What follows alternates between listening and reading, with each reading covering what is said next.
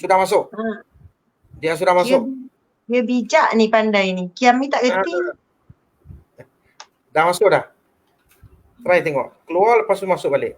Dah ada. Alhamdulillah. Okey. Kesian ramai tak dengar jawapan. Yub, Mika menjawab soalan nanti. Ustazah, please. Kita bukan apa. Kita nak, saya suka buat bila saya buat satu-satu program tu, dia macam cerita Ghostbuster tau. Cerita Ghostbuster ni dia ada senyum ada, takut ada, risau ada, empathy ada, semua ada kan. Bukan apa, saya nak bandingkan, so saya nak sesi kita ni lebih kurang macam itulah, sembang relax ya kan. Kita tak nak heavy sangat. Contoh Ustazah, kalau kita tengok sebelum ini, tahun-tahun sebelum ni kita sambut raya 10 tahun yang 10 hari, 10 tahun ya Allah. 10 hari last ni orang sibuk ke supermarket lah, orang beli kuih tunjuk lah, orang itulah tunjuknya. Tapi tahun ni tak ada. Tahun ni memang fokus kat rumah ya. So tak ada alasan lah nak pergi beli kuih raya ke, semua online sekarang. Orang, saya tak boleh nak sekejap titik rumah aku ke datang. So minta Ustazah bagi tips sikit lah kan. Sekarang ni kira ni 10 malam terakhir ni. Silakan. Okey, subhanallah, alhamdulillah, Allahu akbar. Bismillahirrahmanirrahim. Assalamualaikum warahmatullahi wabarakatuh. Alhamdulillahi rabbil alamin. Wassalatu wassalamu ala asyrafil anbiya'i wal mursalin wa ala alihi wa sahbihi ajma'in. Alhamdulillah, terlebih dahulu terima kasih kepada Encik Nasir. Saya kadang panggil Ustaz Nasir, dan juga isteri tercinta Puan Faizah, subhanallah, di atas jemputan yang istimewa ini atas nama jauhlah Umi Abi. Kalau untuk pengetahuan audien, para penonton sekalian, sebenarnya pasangan suami isteri ini, kalau kami turun ke Perak lah, memang mereka berdua ni lah yang menyantuni, yang akan sediakan semualah daripada awal sampai akhir. Dia susun atur semua, makan, minum, tempat tinggal apa semua. Tu yang jadi Umi Abi tu kan. Jadi macam mak angkat, ayah angkat, walaupun nampak lain anak ni dengan mak dengan ayah. Anak lelaki tu ada sikit. Walaupun rupa lain tu kan. Walaupun memang orang tak percayalah kalau kata anak dengan bapa, terutamanya bapa lah kan, tapi subhanallah, kita adalah saudara se-Islam, subhanallah. Jadi mereka ni pasangan yang banyak menyuburkan pengajian-pengajian agama, program-program agama di Perak. Macam tu lah lebih kurang. Kalau nak pergi Perak ni antara kita panggil apa ni, abang kawasan. Bukan abang ni, atuk kawasan. Bapa kawasan ataupun atuk kawasan, bukan abang kawasan, kakak kawasan ni. Subhanallah, alhamdulillah. Banyaklah kebaikan dua suami isteri ni. Nanti mungkin Kak Faizah nak cerita lah aku kan. Kak Faizah, saya nak tanya soalan nanti, bersedia ya. Sama lah dengan awal sebelah, bersedia juga dengan soalan. Okey, subhanallah. Itulah dia. Lepas tu alhamdulillah soalan diberi oleh Ustaz Nasir tadi berkenaan dengan ni, apa amalan nak buat ni kan, nak fokus apa ni 10 hari. Kita tahun ni melalui Ramadan yang paling unik. Bukan Malaysia saja, di seluruh dunia. Tak pernah kita mungkin melalui Ramadan yang akan jadi kenangan seumur hidup kita lah. Wallahualam, akan datang kita tak tahu ujian ataupun musibah apa lagi yang Allah akan uji. Kalaulah ujian COVID-19 ini tak mampu lagi nak mengubah diri kita, tak mampu lagi nak ubah Ramadan kita biar berbeza seperti tahun-tahun sebelum ni, wallahualam mungkin kematian sahajalah yang boleh mengubah kita. Tapi kalau masa tu baru nak berubah, dah terlambat dah. Subhanallah. Namun pada tengah hari yang barakah ini, kita belum terlambat. Sebab ada lagi yang kata, Ustazah macam mana? Saya rasa macam sama je Ramadan. Walaupun PKP, dari segi kemalasan tu, dari segi solat ke, dari segi sedekah ke, dari segi zikir ataupun baca Quran, macam jumlah tu sama. Nak khatam pun nampak tak gaya lagi nak khatam. Allahu Akbar. Jadi subhanallah, muslimin muslimat sekalian, marilah kita tengok tentang bagaimana Rasulullah SAW bila di penghujung-hujung Ramadan memang ada perbezaan. Bila di hujung masuk 10 hari yang terakhir memang Nabi ada berbezalah apa yang Nabi buat. Subhanallah, Allahu Akbar. Antaranya disebutkan oleh Sayyidatina Aisyah radhiyallahu anhu. Antaranya Sayyidatina Aisyah menceritakan pada 10 malam yang terakhir. Sayyidatina Aisyah cerita pada 10 malam yang terakhir Rasulullah SAW akan mengejut dan membangunkan ahli keluarganya. Akan mengejut dan membangunkan ahli keluarganya untuk menghidupkan malam. Maksudnya di sini Rasulullah sendiri menunjukkan contoh. Bila malam-malam yang akhir, Rasulullah akan memastikan dirinya dan ahli keluarganya supaya bangun untuk sama-sama menghidupkan, sama ada dengan Al-Quran ataupun dengan zikir ataupun baca Quran, solat tahajud dan sebagainya. Subhanallah. Dan diceritakan lagi Rasulullah bila 10 hari yang terakhir Rasulullah mengikat kainnya ataupun tidak mendatangi isterinya. Ini antara dilakukan khusus oleh Rasulullah SAW kerana mungkin ada banyak sebab. Kerana lebih mengutamakan dan fokus kepada ibadah. Kita tahu Rasulullah SAW telah dijamin syurga oleh Allah. Telah dijamin selamat daripada api neraka. Tidak ada dosa. Kalau nak minta ampun dengan Allah memang maksum, tidak ada dosa. Allahu Akbar.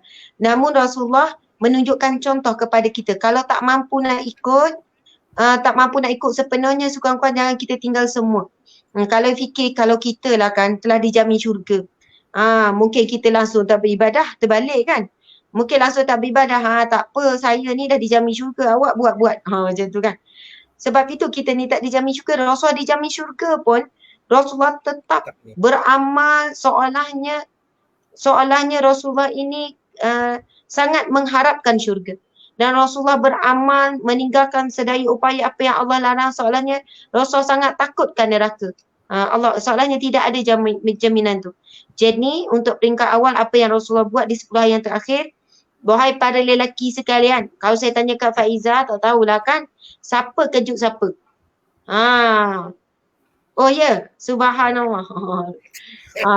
Maksudnya kalaulah orang lelaki nak ikut sunnah Nabi, maksudnya mengejutkan ahli keluarga.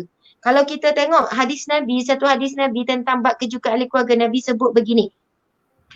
Sesungguhnya Allah merahmati seorang lelaki yang bangun lalu mengejutkan isterinya. Memang ada dalam hadis Nabi. Ya Encik ya? Encik macam mana? Alhamdulillah. Kena kumpul lah. Kami gile-gile supaya berlaku adil. Macam tu kan. Maksudnya Nabi sebut Allah merahmati seorang lelaki yang mengejutkan isteri, maksudnya dengan ahli keluarganya lah. Lalu apabila isterinya tidak bangun, enggan bangun, lalu dia mengambil air dan disapukan di wajahnya. Dipercikkan di wajah isteri tu. Maksud di sini bukan ambil syarat je Encik, bukan ambil syarat je. Mengejutkan ahli keluarga tu dengan bersungguh-sungguh. Bukannya kejut-kejut bangun, kau tak nak bangun ikut lantak kau lah. Bukan begitu. Tapi memastikan ahli keluarga tu sampai bangun. Tapi janganlah ambil air satu baldi kan, bangun. Taklah kan. Maksud dengan kasih sayang. Mungkin ambil air sapu, Bismillahirrahmanirrahim, sapu bangunlah. Pukul 4 pagi ni. Ni dah tinggal 7 malam je lagi Ramadan ni. Tak ada dah lepas ni. Tahun depan mungkin Ramadan ada lagi, takut kita yang tak ada. Macam tu kan.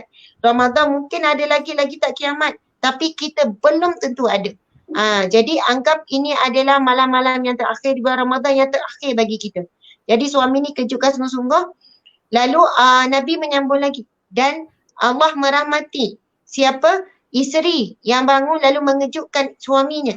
Maksudnya kalau saya nak bagi ni, supaya janganlah pula bagi yang dah nasib dia ada kata ustazah, saya ni memang takkan boleh anggaplah suami bangun dulu.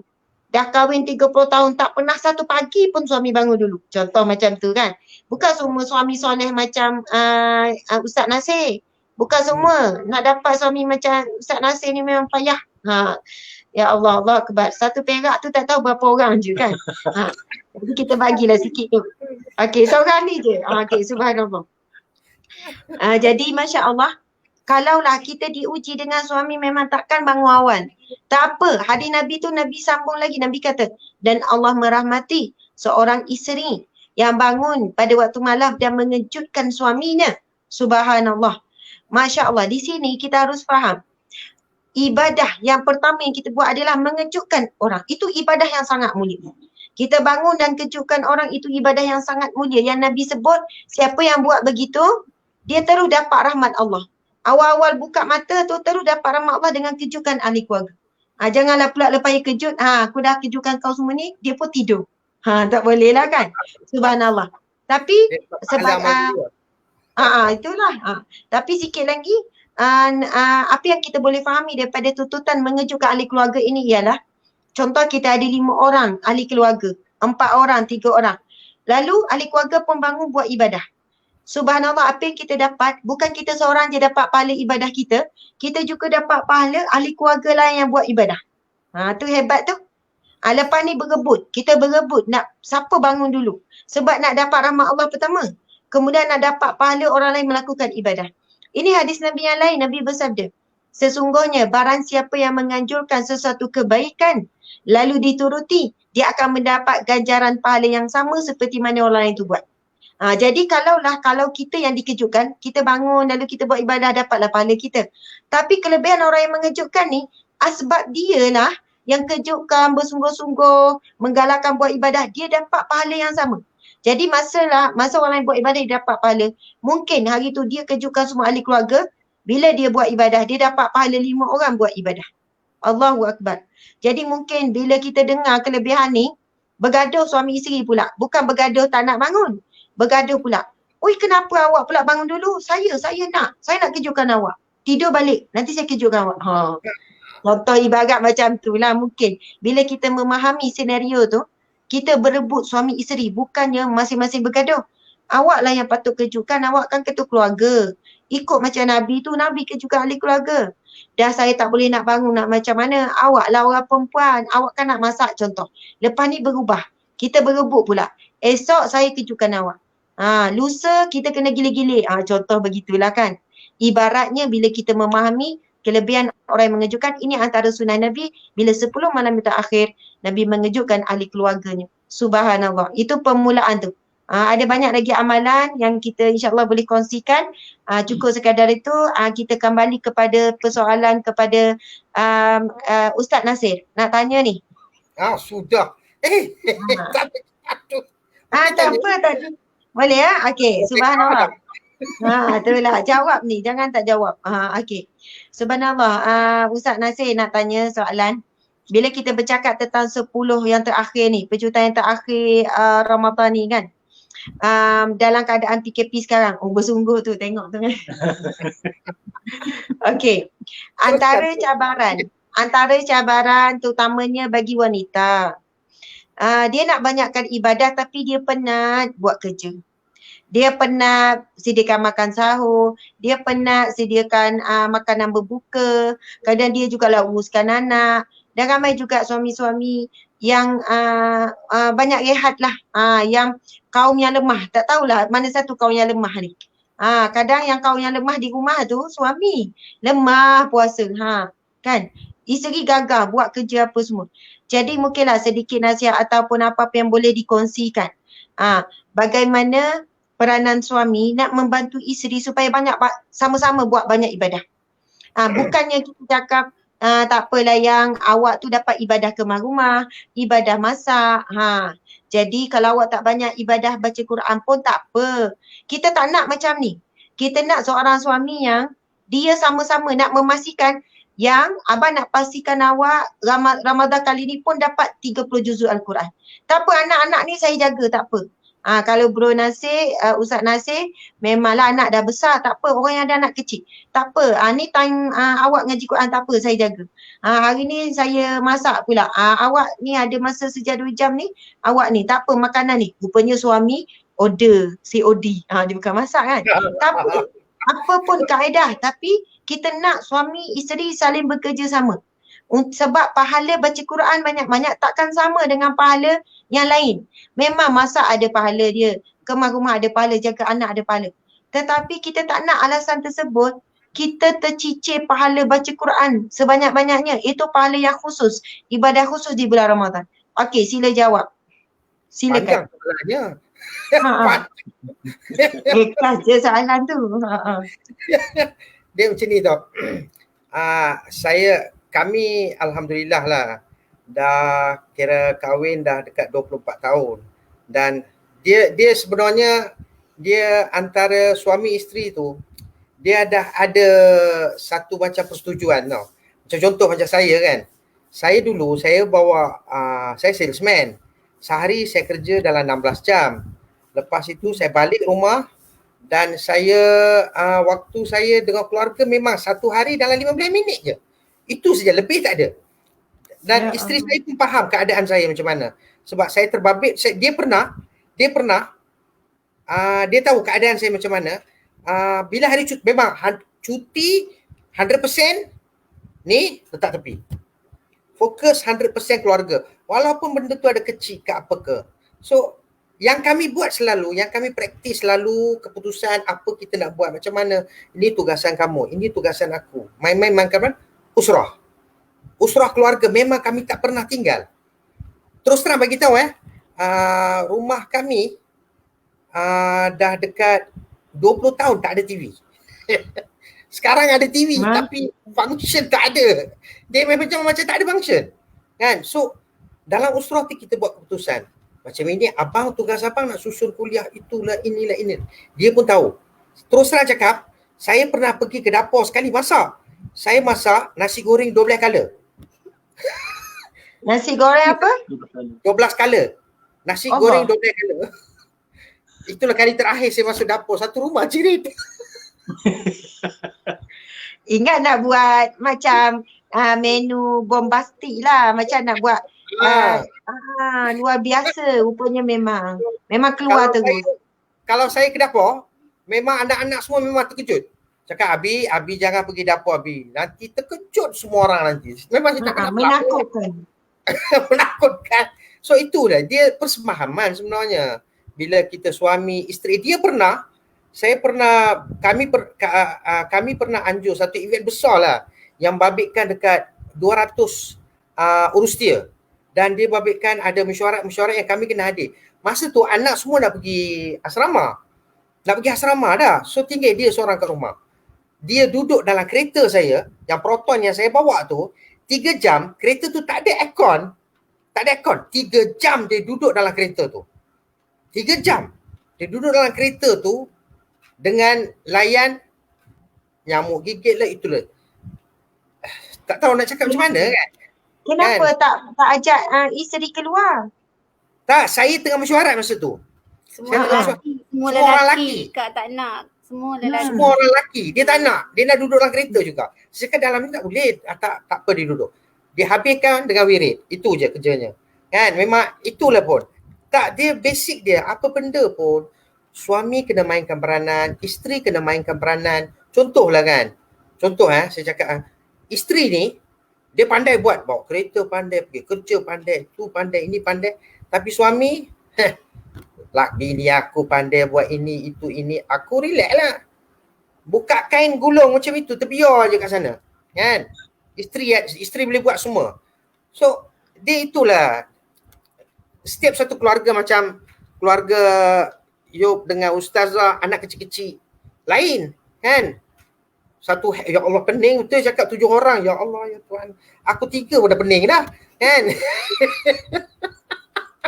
Tak, dia bukan. Dia ikut orang. Macam memang saya respect. Suami Ustazah memang saya respect lah. Betul. Kalau saya macam dia, saya memang lari malam. Apa dia? Saya lari malam. Oh, kalau kena jaga anak lari. Memanglah saya tak pernah tukar pampers anak pun. Bocor rahsia, Masya Allah. Dia sendiri bocor kan. Dia sebenarnya kita kalau tengok status FB saya kan, baru ni sebelum kita tukar tajuk ni, kita kahwin bukan dengan malaikat. Orang dia tak boleh lari. Orang ni ada silap dia. Saya ada silap saya. Masing-masing jangan. Kita dah tahu kelemahan suami kita, kan? Ustazah tahu kelemahan Suami macam mana? Suami ustazah tahu kelemahan ustazah macam mana. Dia boleh pinpoint. Lek cakap. Kat luar perempuan kat rumah. Bebek. Tak, kita tak gunakan itu. Tapi itulah rumah tangga. Kan? Kita kahwin bukan dengan malaikat. Give and take. Itu benda tu penting. Dan suami, jangan main lah. Itulah. Mentah-mentah balik ustazah penat. Contoh, boleh buat kain tak, Abang? Tak tahu ke penat? Tak apalah, Abang pergi minum kedai Mac. Mac, dah sikit tarik satu, Mac. Ya, Abang.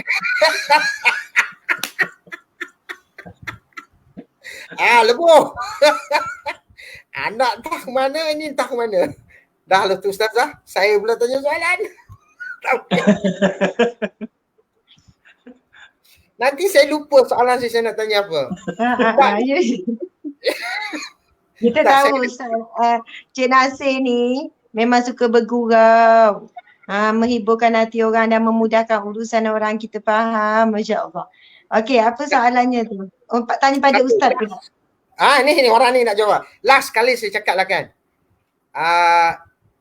Faizah ni, dia lah yang Islamkan mak dengan bapak saya. Itu saya terus cakap. Dia lah yang mengislamkan mak dengan bapak saya. Sampai dia, bukan saya. Okey, boleh tak cerita sikit? Menarik tu. Maksud saya cerita sikit. Apa ni Kak Faizah? Puan Faizah nikah dengan orang sebelah tu. Maksudnya adakah orang sebelah apa ni Encik Nasir masuk Islam kerana nikah, kemudian macam mana cerita yang jadi asbab keluarga apa ni Encik Nasir pun masuk Islam. Kak Faizah cerita sikit kepada ni. Dekat sikit. Masya-Allah. Dekat sikit. Assalamualaikum Taza. Waalaikumsalam. Masa tu Kak meniaga dekat stadium. Macam adik-beradik Kak ni memang orang meniaga kan. Meniaga kat stadium. Lepas tu apa ni Nasir dia lupa nama lelaki.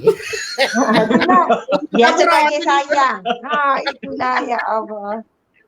kan dia masa tu kerja macam kedai runcit lah, hantar barang dekat kedai sana kan. Masa tu kenal macam itu pun, tak ada pun sikit pun tak ada pun pandang dia. Biasa je kan. Itulah. Biasa je. Masa tu dia kira barulah masuk Islam lagi, masa tengah cari orang kata pergi sana pergi sini cari ilmu kan. Lepas tu maksudnya dah masuk Islam, baru jumpa. Dah masuk, tapi dia masa tu dia hantar barang. Kat kedai tu semua dia yang handle. Hantar barang. Barang runcit lah. Apa kita nak gas ke kan. Kenal macam itulah. Tapi dalam hati tu tak ada apa pun. Kak Faizah buat kerja je kan. Saya jumpa Bomo. Satu hari tu Bomo cinta. Abang ipar Kak lah, ada lagi panjang umur dia 80 lebih dah. Dia lah, dia cakap dekat Kak, dia kata Maksu sebab Kak anak yang bongsu. Maksu dia kata kalau ada orang nak dengan kamu, nak tak, dia kata kan. Dia cakap Kak lah. Lepas tu Kak kata siapa orangnya? Kamu mesti tak suka, dia kata orangnya tak lawa, tapi bab agama bagus, dia cakap. Abang suka bab akhlak dia kata. Abang tak pandang, dia kata. Abang tak pandang ni, tapi abang tengok dia pegang agama macam pegang bara api. Sebab dia selalu sembang dengan abang, dia kata sembang bab agama je. Tanya ni sembayang ni macam mana sembayang. Abang suka dengan cara dia kata. Lepas tu siapa bang? Dia tunjuk daripada jauh lah. Tu orang, tak nak lah, hitam. Kak kata hitam. Lepas tu abang kata, orang yang macam itulah bagus, dia kata kan. Jangan pandang rupa, pandang di dalam, dia cakap, abang kata. Lepas tu Kak diam je kan. Masa tu kebiasalah tengah glamour, muda kan. Yelah, cantik. Ya. Duduk kat kedai makan. Lagilah. Orang ni usik, orang ni Akak. Kan ada istilah tu, hitam si manggis. Manggis tu kan, hitam si manggis. Macam mana tu? Di luar hitam, di dalam putih. Di luar kelat, di dalam manis. Tak Tu boleh dia. Si hitam manis. Okey. disenangkan. Lepas tu dah ni abang tu sehari-hari tu je cakap abang ipar tu dia pujuk Kak kan. Dia cakap bolehlah Mak Su, dia kata kamu abang suka dengan dia kata kan. Lepas tu Kak pun fikir buatlah solat istikharah kan, doa dengan Allah. Memang nampak dia. Memang keluar lah. Memang Tak ada. nampak. Memang nampak Kak lepas solat tu tak lama memang nampak dia. Subhanallah. Lepas tu Kak cakap lah dengan emak kan. Cabaran dugaan memang hebat. Tantangan memang hebat. Bayangkan anak bongsu nak kahwin dengan orang bahasa asing, memang adik-beradik tak suka. Suka. Tak suka. Dia kata apa Mak Su nak berkahwin dengan orang hitam, banyak lagi orang lawa-lawa. Dia kata. Lepas tu ini cakap terus terang Ustazah. Hari ni Kak cakap. Hari ni baru tahu. Baru tahu ya. Lepas tu mak cakap itulah ya restu ibu ya. Mak cakap dengan adik-beradik, jangan pandang macam itu. Entah orang ni lagi hebat. Dia kata. Sebab adik-beradik lain dah kahwin. Kak seorang je belum. Masya Allah. Maksudnya masa tu mak akak yang bagi sokongan, yang bagi restu. Walaupun orang lain Allah Akbar, hebat. Masya Allah. Adik-beradik tak suka. Memang banyak tentangan. Kak nak kahwin dengan abang. Yelah anak bongsu kan. Bongsu mak dia kata, apa mak nak bagi kahwin pula dengan orang ni. Orang tak ada orang lain ke? Dia kata, Mak Su ni macam ni nak suruh kahwin. Kata mak jangan. Entah orang ni lagi hebat, orang kita tak tahu, kata mak. Kita jangan pandang ni. Tapi memang Allah je yang tahu Ustazah. Panjang lagi Ustazah ceritanya. Lepas bila Kak dah kahwin, dah apa semua dengan abang tak lama. Lepas tu mak abang Nasir ni memang seorang mak, walaupun dia pun bahasa asing, mak ayah dia belum masuk Islam, tapi dia memang bagus. Memang sayang dengan Kak. Kak bersyukur. Dia terima Kak. Seadanya, memang dia tak ada bantah, tak ada nampak Kak kan abang bawa, memang suka. Memang suka sangat dengan Kak. Lepas tu lepas bila dah kahwin dah apa semua kan, mak abang sakit kan, tak ada siapa, abang 3 beradik je, yang lain tak nak jaga. Lepas tu Kak pun arwah mak tu dah meninggal dah. Dia dah meninggal dah. Kira dah meninggal. Lepas tu Kak kata, yelah bayangkan kita anak bongsu, Kak rapat dengan arwah mak Kak kan. Kak kata bila arwah mak tu dah tak ada, Kak rasa ya Allah. Tapi kan Allah ganti dengan mak mentua. Mak mentua seorang bagus. Memang bagus. Memang hebat mak mentua Kak. Memang orang yang bagus. Bila dia duduk dengan Kak setahun, dia tak masuk Islam. Kak tak cakap Islam macam ni, Kak tak cakap Islam. Soalan banyak tapi dia tengok. Apa? Dia tengok Kak. Dia tengok kita keluarga macam mana kan. Setahun dia tak masuk Islam lagi, mak mentua. Dia tak ada Islam. Hari Jumaat Ustazah, bila Kak setiap hari Jumaat, Kak ingat hari Jumaat lah dia ucap kalimah syahadah. Dia kata adik saya mau masuk Islam lah adik, dia kata. Kak kata ya Allah betul ke ni mak? Abang tak ada, abang pergi kerja. Betul ke ni mak? Betul. Saya duduk sini setahun, saya tengok awak punya anak, saya tengok saya punya anak, saya tengok cucu, saya malu, dia cakap. Saya mesti masuk Islam. Kalau andai kata saya duduk dengan awak, nanti saya mati, tu anak saya Kristian ambil mayat saya. Saya tak nak dia orang bakar, dia kata. Saya tak nak, saya nak tengok macam mana awak upacara orang Islam. Sebab dia pernah tengok, Kak pernah bawa. Saudara meninggal, kapan dia tengok cantiknya, itu Islam, dia kata. Dia kalimah syahadah. Kak kata ya Allah, Kak nangis. Bila setiap hari Jumaat Kak ingat. Sebab dia hari Jumaat lah Ustazah. Dia mengucapkan kalimah syahadah. Maksudnya mak mentua masuk Islam. Lepas tu bapak mentua pun masuk Islam juga? Ya, itu penghujung. Sebelum dia meninggal dia sebelum meninggal. Sebab dia dah usul. Subhanallah. Masya Allah. Jadi maksudnya rezeki Allahu Akbar. Bila akak sebagai menantu yang tunjuk contoh yang terbaik, layan dia, santuni dia, dengan akhlak, dengan apa, akhirnya dia terbuka hati untuk masuk Islam. Itu ganjaran pahala jihad Allahu Akbar. Besar sangat pahala akak dengan suamilah, Masya Allah, Allahu Akbar. Mudah-mudahan dapat pengajaran. Saya tak ingat dulu akak pernah cerita pada saya apa doa ke apa tu? Doa ibu. Saya tak Amal ingat. baca sebelum tidur tu. Doa. Dia Doa dia suka doakan orang. Semua orang dia doa. Sebelum tidur dia akan doa.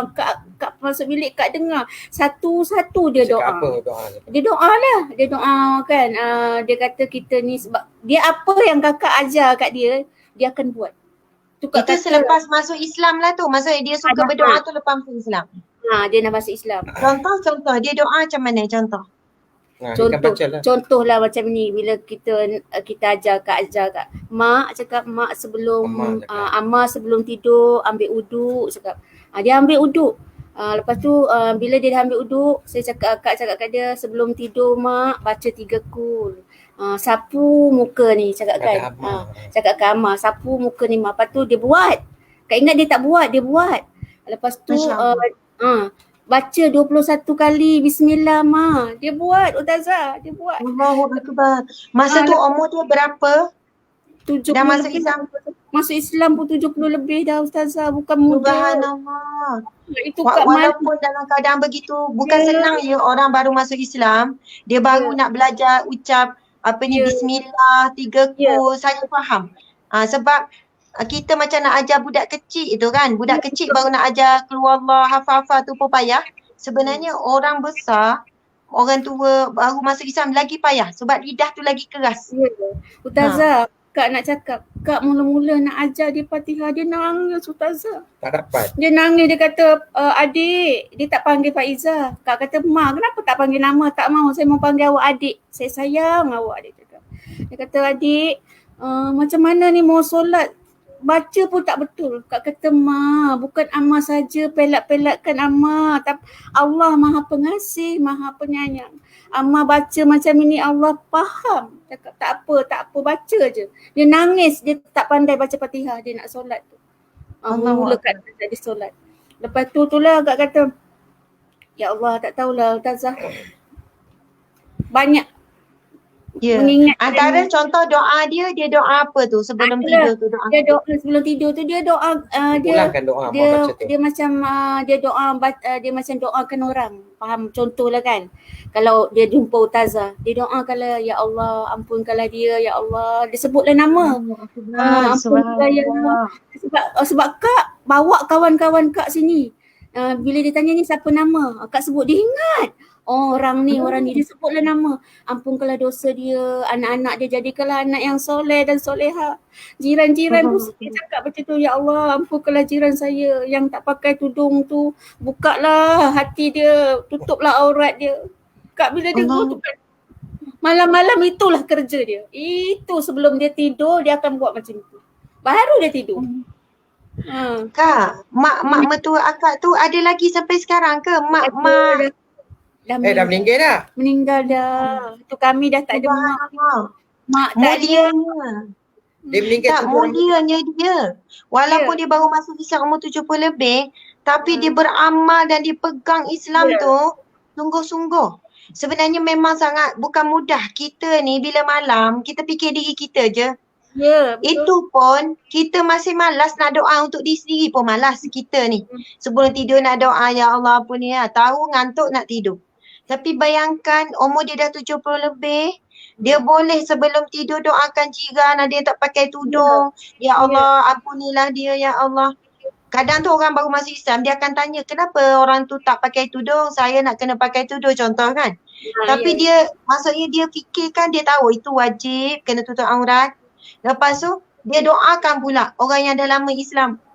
Ya Allah ampunilah dia, bagilah dia hidayah untuk pakai tudung, tutup aurat. Doakan orang mana-mana jumpa ya Allah. Ini kan disebut dalam satu hadis Nabi SAW dalam bukunya dia. Nanti ambil buku tu. Buku Sahabat Dunia Akhirat dia. Nabi SAW bersabda, Nabi sebut sesungguhnya doa saudara. Doa ini buku ni elan sikit buku Sahabat Dunia Akhirat. Okey, buku yang pertama. Dah ada belum buku ni? Tak ada lagi. Tengok tu. Cik Tak ada. Nasir kata kawan tapi tak beli pun buku. Tak beli lagi. Buku macam-macam buku yang ada pun tak terbaca Yung. Yelah kurang-kurangnya beli. Subhanallah. Okey tak apa dimaafkan. Nanti kita post, kita buat hadiah ya, hadiah post. Amin, terima kasih. Okey. Bismillahirrahmanirrahim. Hadis Nabi SAW. Hadis riwayat Muslim, hadis yang sahih ya. Nabi SAW bersabda, doa seorang Muslim untuk saudaranya yang dilakukan tanpa pengetahuan orang yang didoakannya adalah doa yang akan dimakbulkan Allah. Nabi sambung lagi, pada kepalanya ada malaikat yang menjadi wakil baginya. Setiap kali dia mendoakan kebaikan untuk saudaranya, maka malaikat tersebut akan berkata, amin. Dan engkau pun mendapatkan apa yang dia dapatkan. Allahu Akbar. Maksudnya orang yang ada sifat, ada akhlak, ada amalan, suka doakan orang lain, malaikat selalu ada dengan dia. Allahu Akbar. Nabi kata pada kepalanya ada malaikat yang akan sebut amin. Malaikat minta doa dengan Allah supaya Allah makbulkan doa dia. Allahu Akbar. Lalu malaikat menjawab, bagi kamu sebagaimana yang kamu doakan. Maksudnya subhanallah, saya pasti mak mertua tersebut insya-Allah meninggal dalam keadaan husnul khatimah kerana kehidupannya sangat bermanfaat kepada manusia yang lain. Sebab dia doa sembunyi ni, sebab saya percaya dia takkan bagi tahu orang tersebut kan. Tak adalah esok dia bagi tahu jiran, makcik doakan, amal doakan, tak ada. Rahsia sungguh-sungguh kan. Subhanallah. Jadi orang yang begini masya-Allah Nabi sebut, khairun nas anfa'uhum linnas. Sebaik-baik manusia Nabi kata, orang yang bermanfaat kepada manusia yang lain. Dan benda yang sangat mahal yang diberikan hadiah kepada manusia adalah doa. Kau nak beri kuih, kita boleh masak nak beri tu ni. Tapi doa ni jarang orang nak beri. Sebab orang biasa doa, orang simpan untuk diri sendiri. Jarang orang nak doakan kebaikan. Ya Allah murahkanlah rezeki dia. Kita doa, ya Allah murahkanlah rezekiku, rezeki anak-anakku. Jarang orang nak doakan rezeki orang lain. Sebab bimbang orang tu banyak rezeki, kita kurang. Contohlah kan. Jarang orang nak doakan. Contoh orang nak doakan, ya Allah berilah kejayaan kepada anak saudaraku SPM. Banyak ibu bapa fokus doa kejayaan anak.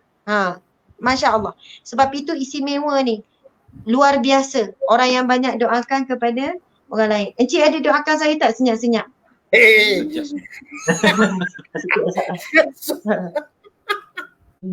Tak ada, dia geleng kepala. Ada. Ada selalu. Alhamdulillah. Masya Macam Allah. tadilah dia tak tahu kita selalu doa dia. Kita Okey, semua kita doa dia insya-Allah. Terima kasih. Masya Allah. Okey, kita pergi soalan seterusnya lah. Ini pun Soalan sejam. terakhir. Saya nak tanya dekat Yop. Dia macam ni tau. Saya nak tanya soalan apa pun saya dah lupa dah. Saya tanya pada abang lah. Tak ada. Saya tanya pada abang. Dah jawab dah. Okey, dia macam ni tau. Dia peranan suami kan. Dia peranan suami sebenarnya. Apa benda kita tak nafikan tugas isteri. Kita tak nafikan tugas isteri, tapi dia peranan suami dalam keluarga kita nak, dia satu-satu institusi tau. Dia macam, kalau katalah keluarga kita okey, keluarga jiran kita okey, keluarga taman kita okey, dia makin institusi tu makin negara tak ada masalah jadinya. So takkan ada kes itu, kes ini. So Fazli ni bapa yang muda kan. So banyak lagi jauh nak pergi. So peranan dalam didik keluarga ni macam mana? Silakan. Soalan sudden death. Soalan kata standard dia. Allah Akbar. Alhamdulillah lah. Memang tidak dinafikan lah kita kalau mendidik keluarga ni semuanya melalui ilmu lah. Awal-awal kahwin tu semua tak sempurna. Banyak perbezaan, banyak kecelaruan semualah di awal perkahwinan. Sebab apa? Sebab nak kenal satu sama lain, nak memahami satu sama lain, mungkin makan masa bertahun-tahun. Okay? Abang Nasir mungkin 1 bulan dah kenal satu sama lain dah kot? Tak ada. Bergaduh banyak tak awal-awal nikah? Banyak tak bergaduh?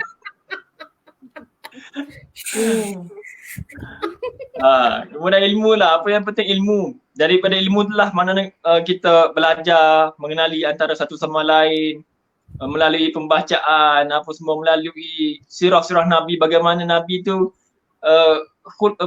qudwatu hasanah, contoh terbaik. Bukan ada pemerintahan tetapi dalam keluarga saja. Yes. Bagaimana bila Nabi balik rumah tu, bila mana Nabi bagi salam pada salah seorang isteri dia, Assalamualaikum, dijawab dengan suara yang lemah. Maka fahamlah Nabi bahawasanya isterinya dah tak larat. Allahu Akbar. Bila Nabi faham tak larat, Nabi secara automatik buang mahkota, buang dia punya serban pemerintah, dia ambil serban suami. Masya Allah. Dia masuk rumah, dia jalankan tanggungjawab sebagai suami, lalu dia pun isteri tengah buat macam menguli gandum, tak tengok saya lah. Kemudian Nabi bersama-sama menguli gandum. Setelah menyisir baju dia uli gandum bersama-sama isteri. Masya Allah. Maknanya Nabi memahami setiap keadaan isteri dia. Yang kita boleh belajar lah. Jadi dalam apa jua keadaan, satu perbincangan dua hala, komunikasi dua hala antara suami isteri perlu dilakukan. Bulan puasa ni lebih banyak komunikasi antara suami isteri sepatutnya. Bulan puasa dan bulan musim PKP ni. Kalau musim PKP ni banyak menghadap handset, banyak tengok TV, maka macam dululah. Tak ada apa-apa komunikasi berlaku dengan baik. Okay? Kosong. Sepatutnya masa yang ada ni, kita manfaatkan masa, cari satu ruang selepas solat subuh ke, kita muhasabah. Bagaimana perjalanan Ramadan kita nak habis ni, macam mana kita nak tingkatkan amalan, anak-anak macam mana, kita boleh jaga masa. Masa memasak pun boleh sembang macam mana kita ni. Jangan masa lepas ceramah sudahlah, dia penat. Kalau bincang masa lepas ceramah dia penat. Memang kena ceramah. Lepas ceramah tak boleh. 4K kan, 4K. Jadi insyaAllah kita cuba saling memahami lah. Kalau orang veteran lagilah saling memahami, banyak dah memahami antara satu sama lain. Mungkin saya kembalikan soalan tu pada Ustaz Nasir lah. Seronok dengar, seronok. Tak ada apa, dia sebenarnya awal-awal kahwin tu dia tak sama tau. Kita kenal sebelum kahwin tu lain. Tapi bila dah duduk sebumbung ni, dia lain kan. Saya pernah dengar dalam radio lah bagi tahu satu suami dengan isteri dia nak kenal satu sama lain, dia ambil masa bukan baru, dia ambil 10 tahun. Dia nak kenal betul-betul isteri dia macam mana, dia nak kenal betul-betul suami dia macam mana. Dan kita kena tahu. Suami kena tahu soft spot isteri di mana. Isteri kena tahu soft spot suami di mana. Jaga itu. Soalan. Hai mencelah. Dah nikah berapa tahun dah nikah? 24 tahun. Jadi dah cukup, dah lebih dah 10 tahun. Okey, apakah makanan kegemaran Kak Faizah? Laksa lah pun, hantu laksa. Yelah tu. Okey, apa yang pantang bagi Kak Faizah? Dia mudah kecil hati apa dia? Banyak ya. Tengok. Dia dah buka kopiah, dia tak tahulah tu. Tahu dia Okey. Dia ada benda-benda yang tak boleh. Macam contoh kan, benda tu nampak kecil tau. Kalau katalah macam sekarang musim PKP lah, itu satu jadi hell lah, ya Allah. Kalau katalah subuh saya jadi imam, saya terlupa lah baca kunut. Siap lah aku hari ni. Satu hari dia bawa. Terlupa yuk. Kita jadi imam. Dah 60 hari jadi imam yuk. Baru 3 kali lupa baca kunut. Yang 3 kali itu yang jadi hell. So, terbaik Kak Faizah. Saya suka. Tak, dia sebenarnya dia pun jaga soft spot saya. Contoh saya tak tahu Ustazah Asma ada buat keidak kan. Saya kat dalam bilik, bila saya bangun je, saya keluar bilik air, dah ada dah air Nescafe tarik. Siap tarik kat sana, siap ada dah. Ustazah ada buat ke macam tu? Saya buat teh tarik. Saya suka teh tarik. Teh tarik setiap pagi. Okey, nak tanya ni Kak Faiza. Kalau Kak Faiza mengajuk, encik suami kat sebelah tu, pujuk tak? Dia senang ya sebenarnya. Tanya Kak Faiza. Minta maaf. Jauh. Ikan jawab. Pujuk. Okey, dia layan lah ya. Subhanallah. Oh, alhamdulillah. Pujuk. Kalau dia tak pujuk tak dapat lah air tak dapat. Kalau dia tak pujuk. Betul. Oh, rupanya sebab air. Baik. Itu je. Okey, subhanallah. Okey ya. Tadi tu kan encik suami sebut tentang bagaimana Rasulullah sangat memahami isteri sehingga kan bila Rasulullah bagi salam tu kan, Assalamualaikum, lepas tu dengar jawapan isteri tu macam lemah. Masa Nabi dengar tu, Nabi tak fikir nak minta air ke, nak dilayan ke, dia tahu. Maksudnya kalau cara jawab tu lemah, kalau kita lah kan, kalau orang lelaki bagi salam, Assalamualaikum, isi jawab, Waalaikumsalam. Tu kena faham tu. Tengah marah tu. Tapi kan jawab, Waalaikumsalam, itu lemah. Tapi kalau tengah seronok, tengah ceria, Waalaikumsalam. Macam tu kan. Jadi suami yang prihatin ni dia faham ni. Dari segi nada suara tu. Isteri pun samalah. Kena faham nada suara suami kan. Bila balik tu macam mana, jangan pula dipaksa-paksa pula. Contoh, bang, apa khabar awak? Macam mana kerja? Okeylah. Suami bad mood, isteri pula terus lagi. Awak ni tak macam Rasulullah. Jangan macam tu. Maksudnya masa tu nak ceramah, dia tengah stres, dia tengah penat. Allahu Akbar. Saya kan kadang-kadang benda ni orang panggil body language kan. Body language. Benda ni sangat penting kan bagi kita suami isteri nak faham. Bahasa badan. Contohnya macam ni. Duduk tarik kat Pak Izzah rapat tu. Sayang benar ya kat orang rumah. Depan kamera je. Depan kamera je. Macam tak muak je dah kamera tu kan. Okey. Jadi contoh macam ni. Saya dulu masa saya jadi peruncang rumah tangga kan. Masa saya peruncang rumah tangga dulu. Memang bila saya handle masalah rumah tangga, isteri banyak mengadu suami tak faham. Tak faham dia ni. Tak faham bahasa badan dia ni. Dia kata contoh macam ni Ustazah. Saya penat. Jadi kadang dia tak tolong saya. Makan sama-sama. Jadi lepas saya lepas makan, saya basuh pinggan ni, saya nak marah, saya basuh pinggan kuat-kuat. Kan biasa macam tu. Orang panggil apa? Hempas-hempas. Dah geram ni dekat suami ni, basuh pinggan pop bunyi ni kan. Suami tak reti bahasa. Suami kata saya ingat isi saya basuh pinggan bersungguh-sungguh. Bersemangat. Suami tak reti bahasa, dia kata bersemangat betul isi aku basuh pinggan. Padahal isteri ni nak bagi tahu dia tengah marah ni. Dia tunjukkan dengan bahasa badan. Geramnya ni. Kalau suami ni faham, dia tahu isteri ni tengah marah ni. Dia buat apa? Mungkin dia pergi urut sikit kat leher, kat belakang ke, yang awak penat ke, tak apa main saya pula basuh pinggan. Baru settle masalah. Tapi ramai suami buat tak tahu. Kadang isteri ni, dia menyapu tu boleh tahu beza. Dia tengah marah ke, dia menyapu elok. Kalau menyapu tak elok tu, dia suruh semua angkat kaki. Angkat kaki, angkat. Bawah tu tempat sama je dia menyapu. Sebuah je kan. Padahal tempat lain kotor lagi. Tapi dia sapu juga kat tempat kaki sama tu. Angkat kaki sikit. Angkat kaki sikit. Macam tu kan. Jadi subhanallah.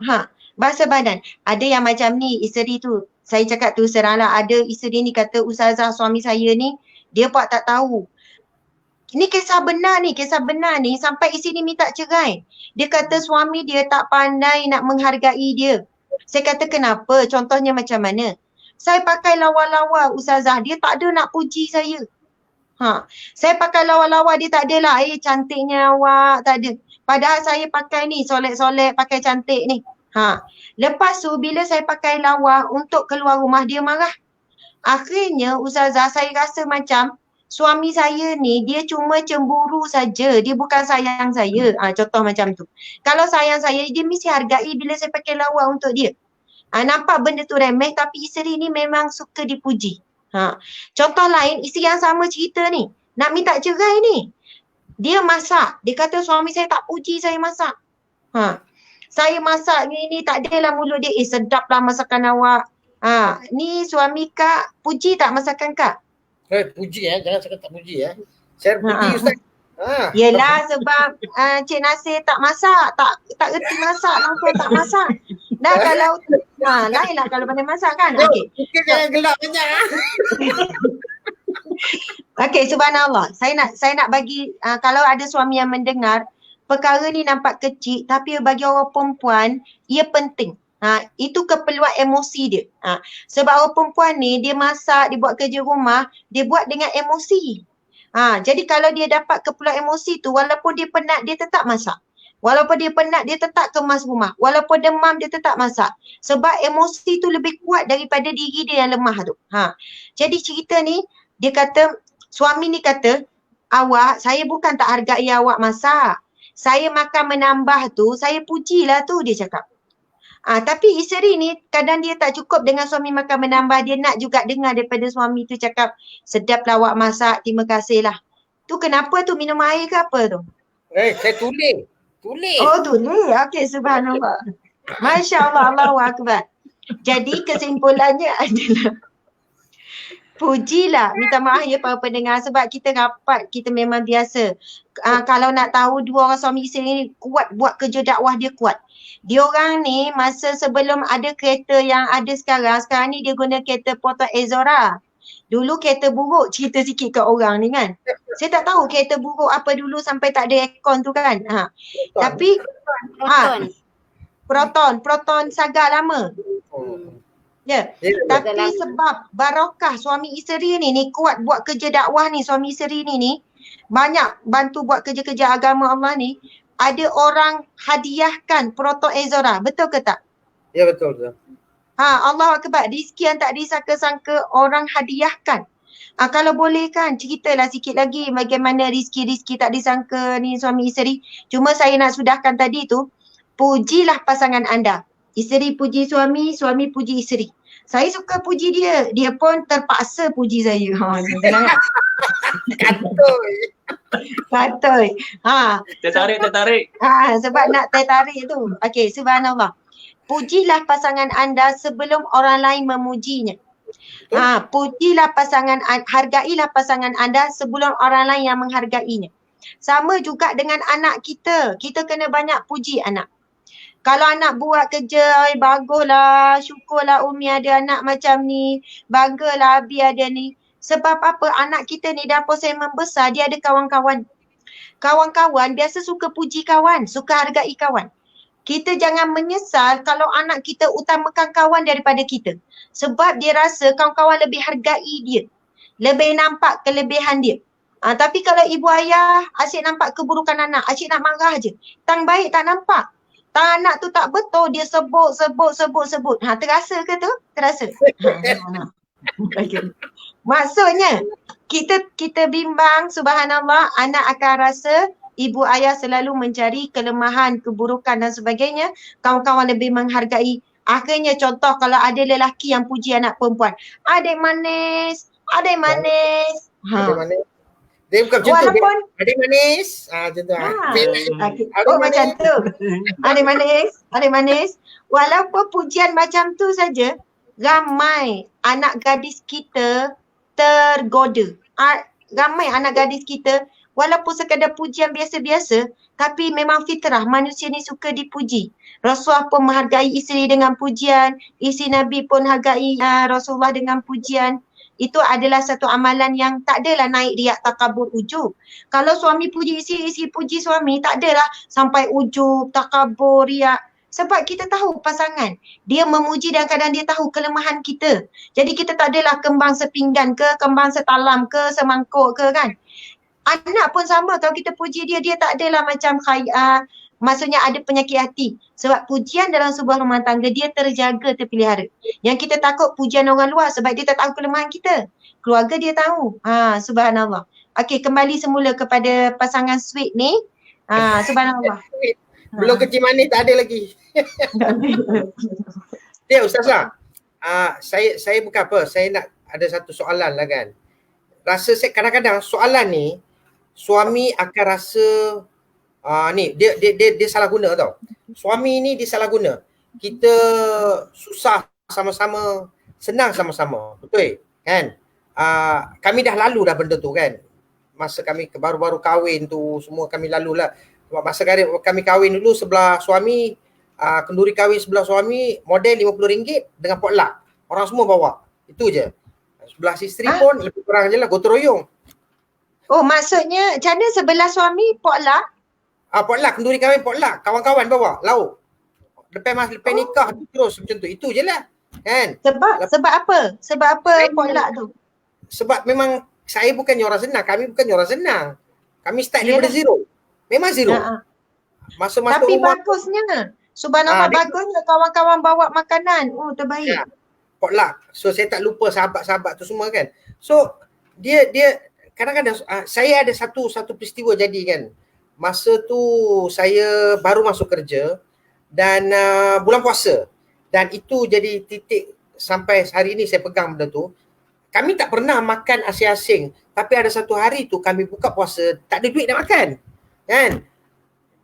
Bila pergi masjid, mana ada perempuan dengan laki-laki duduk sekali kan? Isteri dukung anak yang sulung tu duduk ujung sana, saya duduk sini. Saya tengok pandang isteri saya daripada jauh lagi. Ini terakhir. Saya ambil untuk diri saya, kita kena usaha. Tak, bukan apa. Saya bukan pasal itu kan. Saya suami ni dia salah guna tau. Tapi ayat tu selalu isteri suka guna. Ada isteri yang suka guna. Bang, kita ni sampai bila macam ini? Ayat tu. Mungkin ayat tu dia nampak apa suami aku seolah-olah suami tu hina. Tak, dia tak boleh fikir macam itu. Itu bagi semangat. Betul. Kita ni sampai bila macam ini? Sebab saya tengok sekarang musim PKP ni makin menjadi-jadi. Suami tak kerja, dia tak fikir. Kalau nak fikir pasal kami memang tak berniaga pun. Tapi Allah bagi rezeki. Kamu buat kerja agama, Allah akan bagi rezeki. Jangan risau. Kan? Saya nak tanya pandangan Ustazah. Ayat yang biasa kita guna tu. Orang perempuan lah selalu guna kan? Sampai bila bang kita macam ni? Dia slang dia lain. Sampai bila bang kita macam ni? Macam tu. Dia lain-lain slang dia. Silakan. Oh, ayat tu. Subhanallah. Jadi soalan tu saya tanya kepada Kak Faizah ya. Subhanallah Kak Faizah. Dia passing sini boleh? Kak Faizah, ramai orang minat Kak Faizah. Kak Faizah nampak muka sikit. Suami apa ni? Gitu sikit. Ya Allah. Saya barulah nampak. Masya Allah. Ni apa ni Cik Nasir je nak tunjuk kamera. Kak Faizah sini sikit. Aduh. Kat sini gitu. Lama-lama terima budak kan. Tak apa, duduk atas river pun tak apa. Masya Allah. Kak Faizah, mungkin boleh kongsikan pengalaman. Sebab saya dah dengar dah cerita Kak Faizah macam mana luar biasanya bila tolong kerja agama Allah, diuji dengan tak ada. Kak Faizah lah kadang-kadang ada selit-selit cerita pengorbanan isteri dan kadang suami susah ni.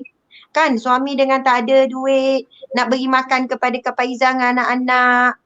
Bagaimana Kak Faizah nak terus masa bersangka baik, nak menyokong suami, tak adalah awak ni dah nikah dengan awak bangsa lain gini-gini dulu. Maksudnya cakap apa ni? Maksud saya lah kadang-kadang ada orang bila susah dia akan ungkit balik. Kan? Contohnya dia ungkit balik, betul lah apa orang cakap dulu, patutnya saya tak nikah dengan awak, contoh begitu. Macam mana kan? Dah lah nikah dulu dalam keadaan memang diuji. Macam-macam orang kata. Lepas nikah diuji pula hidup susah. Macam mana nak berterusan sabar, redha, menyokong suami, sayang suami. Silakan Kak Faizah. Abang tanya dia tanya, elok sangat lah tu. Macam Kak Faizah ni, kira kami dulu orang kampung kan, orang Sungai Manik, Kelantan. Kira bukan orang senang. Memang orang susah. Jadi bila Kak Faizah kahwin dengan Cik Nasir, dengan Cik Nasir kan. Jadi bila Allah uji tu, kira macam biasa bagi Kak Faizah. Sebab dah biasa susah. Dah biasa susah makan nasi putih dengan garam macam. Dah biasa. Macam mak dulu, kalau musim padi, ada senang lah musim padi kan. Bila ada musim motong getah, mak memang ada kebun getah lah. Motong getah, kalau musim hujan tak ada lah. Kalau musim tak ada hujan, ada orang kata getah, ada semua. Masa itulah merasa nak makan ayam. Makan ayam tu kena bela, ayam bela. Kena bela ayam. Baru boleh makan ayam. Kalau nak beli makan apa-apa tak ada, kutik lah daun-daun macam kangkung pun tanam-tanam, pucuk paku, pucuk ubi tanam. Kak dulu kat kampung memang suka cucuk tanam. Tanam kacang, jagung, macam-macam kak tanam. Tanam sendiri. Memang suka. Memang suka cucuk tanam. Jadi bila kita dah biasa hidup susah, bila dah kahwin, mula-mula kahwin, adik-beradik cakap juga, adik-beradik datang tengok ziarah kan. Kenapa Mak Su, rumah kamu ni macam ni. Kak relax je, buat biasa je sebab kita dah biasa, dah mak pun dah didik kan. Dah didik, orang kata dah didik kita dah hidup susah. Tapi Kak ni semangat, Kak minat meniaga. Kak meniaga dulu. Memang tak berhenti dulu sampai sekarang. Kak suka meniaga. Lepas tu prinsip Kak meniaga, aku nak bantu suami aku walaupun sedikit, ini kot barakah Allah bagi. Kak, itu niat Kak seorang isteri. Kan aku tak pandai mana, tak sekolah sepandai mana, tapi mak aku dah didik, masa ni nanti Mak Su kalau kamu dah kahwin, masa ni kalau suami kamu macam ni, mak dah ajar. Mak dulu ajar kita kan macam ni. Jangan dengar cakap orang apa-apa. Kita kena tengok kita punya suami macam mana mak cakap. Kak dari situlah belajar, Kak meniaga, Kak bantu sampai sekarang lah. Sampai sekarang. Sekarang Okey, saya Kak. tak ada kerja. Sekarang kerja. Sekarang tak kerja. Ha. Faham. Tak, saya nak tanya Akak kerja meniaga apa? Cuba Akak cerita, Akak berniaga apa sebenarnya? Dulu Kak memang meniaga. Dulu masa Kak baru-baru kahwin, duduk kat stadium Ipoh kan. Kami sewa rumah tu, Kak memang meniaga kedai makan. Mula-mula Kak buat apa? Buat laksa dengan mi rebus. Buat kecil-kecilan tapi alhamdulillah ada sambutan. Orang cakap, Pak Izzah bolehlah buat dari periuk kecil, periuk besar. Daripada dah besar dapat kedai pula kat stadium. Orang tawarkan kedai. Masuk kedai tu memang macam ibarat basuh kaki. Dalam kedai tu semua komplit. Semua cukup. Pinggan mangkuk apa semua ada. Kak bawa badan aja. Kak kata ya Allah, barakah kot Allah bagi. Macam ini kan. Bila kita seorang isteri yang jenis, susah nak cakap loh, Tazah, sabar mungkin kot kan. Ini Allah bagi ganjaran. Abang tak sabar. Lepas tu niaga lah. Bila dah meniaga Ustazah, Allah bagi rezeki pula. Suami dah kerja lah gardenia kan. Bila dah dapat kerja, nak beli rumah. Sampai barulah kita nak menyewa kan. Beli rumah. Dapatlah rumah dekat sini. Jauh Ustazah. Kedai tu stadium Ipoh sini. Lalu suami kata, Encik Nasir kata, berhentilah meniaga. Masa tu anak kecil-kecil, berhentilah dia kata, duduk je rumah. Biasalah Ustazah, Kak ni dah biasa meniaga. Dah biasa meniaga kan, dah lama meniaga. Pada sekarang meniaga apa? Lepas tu dah lama, lepas tu duduk kat sini, duduk setahun jugalah duduk di rumah tak ada buat apa. Lepas tu Kak fikir, duduk rumah pun mesti boleh juga meniaga kan, jenis minat. Kak try lah buat. Jenis lah buatlah cakar ayam lah, simpul kasih kan. Sampailah sekarang. Sekarang ni dari rumah. Dari rumah buat itulah. Sekarang ni Ustazah Kak Faizah buat serunding. Alhamdulillah. Serunding ikan bilis. Daripada pakai tangan, sekarang ni mesin. Mesin dah beli. Alhamdulillah. Subhanallah. Saya nak cerita sikit kan. Ini pengalaman orang yang bercerita kepada saya ramai. Contoh macam ni, ada isteri-isteri yang berniaga. Ni khusus kepada orang berniaga sebab hari ni ramai orang berniaga. Ada isteri-isteri ni kan, dia mengadu pada saya. Dia kata, Ustazah, suami saya gini, malas lah, kurang berusaha lah, gini. Saya orang berniaga, Ustazah, suami saya tak bagi nafkah yang cukup pada saya. Sekian-sekian. Lepas tu, saya kata, Puan berniaga. Puan berniaga tu dengan izin suami. Puan berniaga tujuan apa? Pertama saya tanya. Lepas tu dia kata, yelah nak bantu keluarga lah. Nak naik taraf kehidupan keluarga. Jadi sekarang bila Puan macam berkira contohnya dengan suami, Puan rasa apa yang puan dapat tak ada kaitan dengan suami. Padahalnya kalau suami redha, kan? Kalau suami redha, suami izinkan. Lepas tu apa tadi kalau suami doakan, ya Allah mudahkanlah rezeki isiku berniaga sekian-sekian. Nanti puan juga yang akan dapat. Jadi kadang-kadang bila saya jumpa isteri yang dia rasa tak redha dengan suami dia. Contoh dia tak redha sebab dia rasa dia yang berusaha keras. Dia rasa dia yang dialah yang dapat menjadi sumber utama kewangan keluarga, contoh ya. Saya nak ingatkan kepada muslimat, bukan nak menangkan orang lelaki, tidak. Nak cerita dalam keadaan begini. Kadang-kadang rezeki sebuah keluarga perantaraannya adalah melalui isteri. Memang tugas mencari nafkah ataupun rezeki adalah suami. Tapi ada kalanya, ada ketikanya kadang-kadang rezeki tu datangnya daripada perantaranya adalah isteri. Kadang-kadang perantaraan anak. Subhanallah. Ada perantaraan suami. Jadi apabila kita jadi perantaraan rezeki kepada keluarga, jangan sombong. Jangan sombong. Subhanallah. Saya pernah ada seorang businesswoman. Dia rasa tak puas hatilah dengan suami. Sebab berbanding dia kata, Ustazah, rumah saya lah yang beli. Kalau tak dapat rumah yang selesa macam ni. Kereta kalau nak harap dia, kereta yang murah-murah je. Kami dapat kereta selesa ni memang hasil usaha saya. Kalau nak harap gaji suami, dia kata, memang tak harap lah, tak dapat lah nak pergi jalan jauh-jauh. Itu usaha saya. Saya kata, puan sangat bahaya bila puan cakap begini. Sangat bahaya. Puan agak-agak rezeki ni Allah beri sebab puan ke mungkin sebab sabarnya suami puan terhadap puan. Rezeki yang puan dapat ni bukan mungkin itu adalah rezeki bersama puan sekeluarga. Lepas tu dia pun macam tersedar. Ustazah, macam mana ya Ustazah saya nak betulkan keadaan ni? Saya kata puan macam ni, cuba puan berdoa dengan Allah, puan ubah doa. Kalau daripada puan duduk doa, ya Allah, ubahlah suamiku, jadilah dia sekian-sekian. Puan doa, ya Allah, seandainya aku menjadi perantaraan rezeki buat keluargaku, ya Allah, berkatilah rezeki ini, ya Allah. Lapangkanlah rezeki ini, ya Allah. Aku redha, ya Allah, sekiranya akulah perantaraan rezeki buat suamiku, buat anak-anakku, ya Allah, aku redha. Jadikanlah aku orang yang ikhlas, ya Allah. Macam itulah. Kadang tu silap berdoa. Saya cakap begitu, kemudian ada beberapa orang yang buat. Lepas dia buat berapa hari, berapa lama, dia mesej balik. Dia kata, Alhamdulillah Ustazah, rezeki berganda-ganda. Bisnes berganda-ganda. Dan dia rasa yang paling utama tenang. Selama ni rupanya dia tak redha untuk setiap duit yang dikeluarkan, dia rasa nak mengungkit dengan suami. Soalannya nak mengungkit. Saya yang belanja, makan ni saya yang bayar. Soalannya dalam hati tu nak bercakap je. Dia rasa tak redha.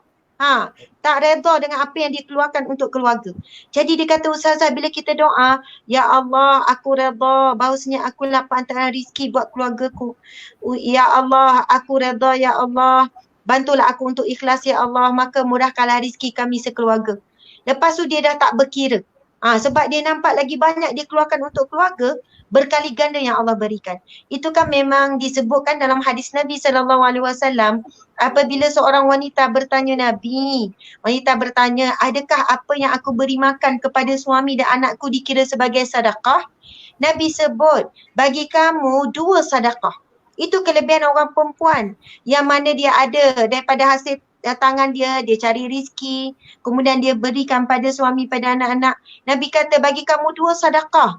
Sedekah jariah, iaitu sedekah yang pahalanya akan mengalir selama-lamanya. Yang kedua, sedekah qarabah, iaitu sedekah kepada ahli keluarga, pahalanya sangatlah besar. Masya Allah. Maka di sini mudah-mudahan ya, siapapun kita, sama ada isteri, sama ada suami, apabila dalam bab rezeki, janganlah kita mengungkit. Suami pun, contoh, ini rumah ni saya yang beli, ini nama saya, ini kereta saya, apa awak ni menumpang je, contoh. Dia rasa macam isteri tu tak membantu sebab dia yang bekerja, isi-isi rumah. Sedangkan kalau berlaku perpisahan ya, bila berlaku perpisahan, harta yang dimiliki adalah harta sepercarian. Walaupun isteri tak pernah pun cari walaupun 1 sen. Sebab apa? Islam mengiktiraf seorang wanita yang jadi walaupun suri rumah, dia tak pernah kerja, dia tak pernah kerja di luar, tak pernah dapatkan walaupun 1 sen. Tapi Islam mengiktiraf kerana dia telah memberi sokongan kepada suami dalam bentuk menyediakan makan, minum, jaga anak-anak, kesejahteraan. Maka di situ setiap harta yang diusahakan oleh suami, walaupun semua nama suami. Suami kata dah gaji saya kan, duit saya kan, kereta nama dia, rumah nama dia, kebun nama dia. Tapi kalau berlaku perpisahan, harta tu semua dikira harta sepencarian. Islam mengiktiraf peranan isteri yang sama-sama berusaha untuk membina sebuah keluarga dan juga mendapatkan harta tu bukan suami tu seorang, tapi sebab isteri ni yang menyokong ni. Subhanallah, Allahu Akbar. Maka wahai para wanita sekalian, kita boleh contohi Kak Faizah. Bila dia nak cari rezeki, dia niat, ya Allah, bantulah aku ya Allah, aku nak mencari rezeki untuk keluargaku. Nak cari rezeki, nak bantu suamiku. Sekian-sekian. Niat yang baik, niat yang ikhlas, insya-Allah Allah akan pemudahkan. Allah akan banyakkan ni. Cuma kita bimbang orang perempuan bila dia buat bisnes sendiri, bisnes online ke apa, dia fikir diri dia je. Ini bahaya. Dia fikir, bang saya nak cari duit sampingan boleh? Bolehlah saya nak beli barang kemas saya. Saya nak cari duit sampingan boleh? Bolehlah saya nak beli apa yang saya nak. Itu yang kadang rezeki tu tak jadi luas. Jadi makin sempit. Tapi kalau dia niat, dia terus niat untuk ramai. Ya Allah, aku nak berniaga ni adalah ya Allah untuk suamiku, untuk keluargaku, untuk anak-anak, untuk bersedekah. Jadi akhirnya Allah pilih dia untuk jadi perantara rezeki anak, rezeki suami, rezeki mak dia, rezeki adik-beradik dia. Sebab dia dah niat tu bukan untuk dia, untuk ramai. Jadi Allah akan beri rezeki tu luas, banyak. Sebab Allah dah nampak niat dia bukan untuk dia. Niat je untuk anak, untuk suami, untuk adik-beradik dia, untuk mak ayah dia. Jadi Allah tak akan berkira-kira untuk beri pada dia.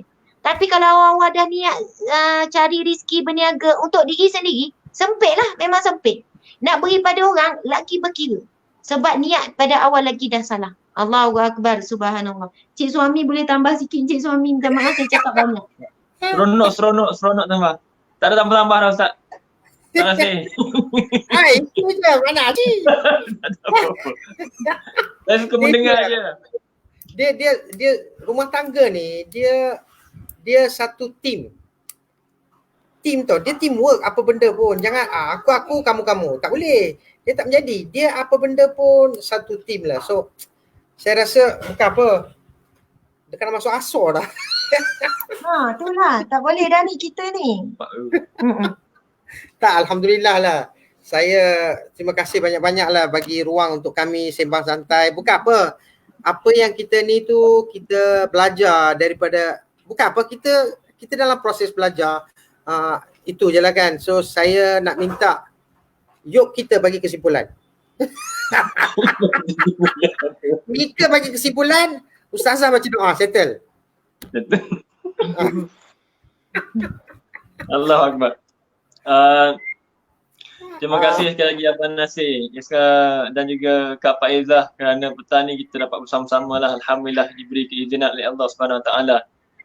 Satu dua perkara je saya boleh kongsikan daripada perbincangan kita hari ni, mungkin kesimpulan lah. Pertamanya kita kena belajar untuk merendah diri juga dengan masing-masing ni antara pasangan kita ni. Sebab kita mengakui kelemahan kita, bukan kita mengakui kelebihan kita. Kalau kita kata kita lebih je sebagai suami, maka selagi itulah ego kita tak akan turun untuk kita menerima teguran ataupun kesalahan kita. Dan juga begitu juga isteri, walaupun isteri berkejaya sebagainya, berpangkat besar, selagi mana kita ada suami, selagi itulah kita perlu taat dan patuh kepada suami kita. Yang keduanya adalah kita lihat pengalaman tu kadang-kadang mendewasakan kita. Sememangnya mendewasakan kita. Pengalaman macam dah 24 tahun kahwin, lagilah pengalaman, dah tahu macam nak tackle isteri, nak tackle pasangan, nak selesaikan konflik ini, macam ni cara dia, nak selesai konflik ini cara dia, macam tu. Cuma berlaku kesilapan kat situ, kita dah belajar banyak benda yang sama, tetapi kita mengulangi kesilapan yang sama. Yes. Dan akhirnya kita berakhirnya konflik tersebut dengan ketegangan ataupun ketidakpuasan yang sama. Jadi macam tu, kita tetap mengulangi kesilapan yang sama. Itu masalah kita dalam rumah tangga. Kita dah tahu isteri kita ni penat balik kerja, dan kita bila dia masak, kita pun tak kerti lagi nak puji. Dengan kepenatan dia tu, kita gagal untuk sedikit memujuk dia ataupun memberi dia semangat, ataupun kita sebab kita tak pandai masak, kita biarkan dia masak. Kita tak pandai dalam memujuk tu. kerana memuji dan sebagainya. Sedangkan kita dah 10 tahun kahwin, 20 tahun tak kahwin dan kita tahu benda itu adalah satu benda yang memberi inspirasi kepada dia seandainya kita berkata-kata ataupun kita memuji sekurang-kurangnya. Bukan sekadar kita membesarkan perut kita saja makan sedap, menambah-nambah, tapi senyap. Kemudian lepas tu duduk, air kopi ataupun air Nescafe kita tarik macam tu saja. Jadi perlu ada satu penghargaan.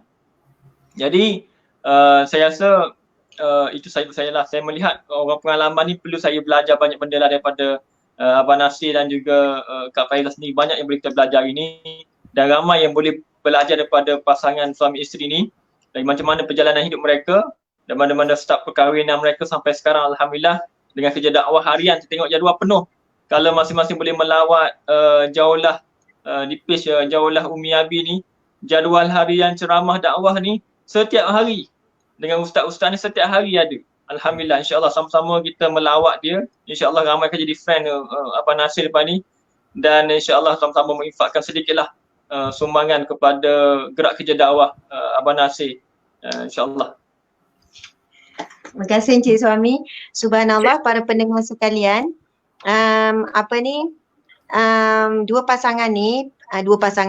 Pasangan ni Masya Allah dia banyak menganjurkan majlis ilmu dan dia cari rezeki berniaga tu untuk menampung belanja kerja dakwah. Subhanallah. Jadi kita faham memang kami dah kenal lama pasangan ni betul-betul buat kerja sungguh-sungguh. Jadi insya-Allah hari Jumaat yang barakah ni kita masing-masing infak ke tabung jauhlah ilmu Umi Abi. Dia ada sertakan tu. Mereka berdua ni adalah orang yang sangat amanah, betul-betul buat kerja dakwah sungguh-sungguh, macam-macam mereka buat. Jadi bolehlah kita sama-sama menyumbang kepada akaun yang dikongsikan. RM1 pun sangat tinggi nilainya di sisi Allah Subhanahu Wa Taala. Kalaulah yang tengok ni lebih kurang 4,000 lebih, tadi ada 5,000 tengok. Subhanallah. Peminat Cik Nasir dan isteri. Ramai peminat petang ni, masya-Allah. Jadi mudah-mudahan kalau RM1 RM5,000 dah dapat. Alhamdulillah, Allah Akbar. Mudah-mudahan rezeki itu barakah daripada Allah Subhanahu Wa Taala. Jadi saya pun nak ucap terima kasih, minta maaf kepada semua para penonton. Tajuk kita bawa pecutan akhir Ramadan, tapi kita bercakap bab keluarga. Jadi ni salah moderator lah. Moderatornya adalah Cik Nasir. Jadi dialah yang tidak berjaya untuk bawa tajuk kita petang ni. Tapi Allah takdirkan apa sebenarnya yang diizinkan Allah untuk kita sampaikan sebab mungkin itu adalah keperluannya.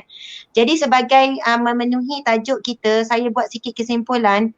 Antara amalan yang Nabi pesan supaya kita buat sebanyak-banyaknya bulan Ramadan adalah yang pertama perbanyakkan istighfar. Itu memang hadis Nabi ya. Perbanyakkan istighfar. Kedua, perbanyakkan la ilaha illallah Muhammadur Rasulullah, banyakkan ucap syahadah. Kemudian yang ketiga, minta syurga Allah dan minta selamat daripada api neraka Allah. Itu Nabi pesan dalam khutbah terakhir di bulan Sya'ban sebelum masuk Ramadan. Jadi sebab itu kita kena ulang-ulang sebanyaknya setiap hari zikir apa? La ilaha illallah Muhammadur Rasulullah, ataupun sekadar la ilaha illallah saja pun tak apa. La ilaha illallah sebanyak-banyaknya dan istighfar sebanyak-banyaknya. Apa yang perlu kita minta di bulan Ramadan yang paling banyak selain daripada hajat-hajat kita yang lain, nak nikah lagi ke ataupun nak nikah, yelah orang tak jumpa jodoh, nak jumpa jodoh, dia minta rezeki. Tapi yang Nabi minta bulan Ramadan, minta sebanyaknya apa dia?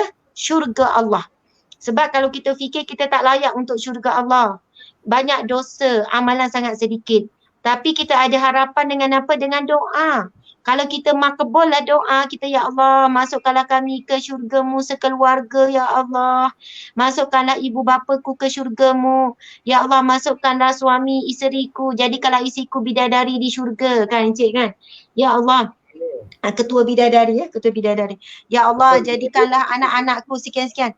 Kalau Allah makbulkan, kitalah yang beruntung. Kalau nak tunggu amal soleh tak layak.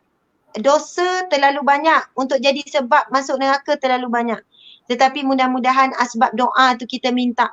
Ya Allah, berikanlah kami syurga-Mu ya Allah dan haramkanlah kami neraka-Mu. Kita minta diharamkan neraka. Maksudnya di mahsyar kelak kita terus ke syurga Allah tanpa perlu diazab dalam neraka terlebih dahulu. Jadi insya-Allah kita sudahkan dengan satu doa. Encik berdoa lah. Saya cuma nak tambah satu lah. Tambah sikit. Kemudian insya-Allah Ustazah akan berdoa lah.